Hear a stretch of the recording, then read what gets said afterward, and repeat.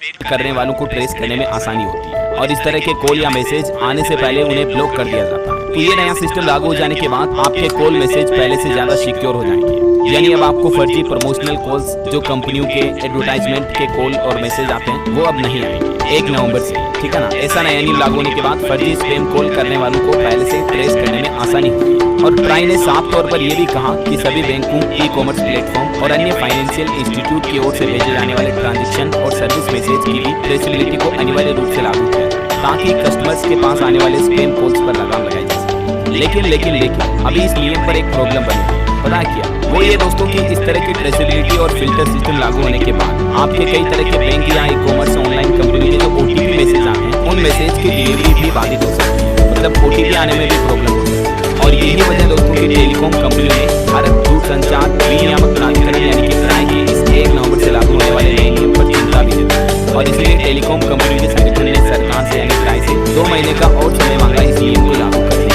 Cellular operators association of India यानी कोए ने ट्रेसेबिलिटी अनिवार्यता को लागू करने में थोड़ी ढील देने के लिए ट्राई से संपर्क भी किया और कंपनियों ने यह भी कहा कि 1 नवंबर से इस नियम को भले ही लागू कर दिया जाए लेकिन लॉगर मोड में लागू किया जाए। इसका मतलब ये हुआ दोस्तों कि अगर किसी मैसेज में हैश मिसमैच या रजिस्ट्रेशन की दिक्कत आती है तो उस मैसेज को ब्लॉक नहीं किया जाएगा ताकि कम से कम दिक्कतें हो और इसे दूर करने के लिए सही कदम उठाए जा सके। टेलीकॉम कंपनियों ने यह भी वादा किया कि 1 दिसंबर तक ब्लॉकिंग मोड में पूरी तरह से शिफ्ट हो जाएगी वो, लेकिन अभी मतलब ये जल्दबाजी हो गई नियम को लागू करना। टेलीकॉम कंपनी ने कहा कि जल्दबाजी में इन नियमों को लागू करने के बजाय हम चाहते हैं कि इन्हें स्टेप बाय स्टेप लागू किया जाए। तो अब आप समझ गए होंगे ये जो मैसेज ट्रेसेबिलिटी के नियम है ये भी 1 नवंबर से थोड़े बहुत एक्सपेरिमेंटल तौर पर तो लागू हो ही जाएंगे। तो इससे आपको काफी सारे फर्जी स्पैम कॉल कम आएंगे, लेकिन हो सकता है कि आपको कई तरह की OTP वगैरह आने में भी दिक्कत हो सकती है। खैर अब देखते हैं ट्राई की तरफ से इस पर और क्या फैसला लिया जाता है। और बाकी दूसरा अपडेट जो मैंने आपको बताया मोबाइल रिचार्ज प्लान सस्ते हो सकते हैं, इसको लेकर देखिए सरकार से टेलीकॉम कंपनियों के संगठन ने लाइसेंसिंग फीस कम करने की मांग रखी है।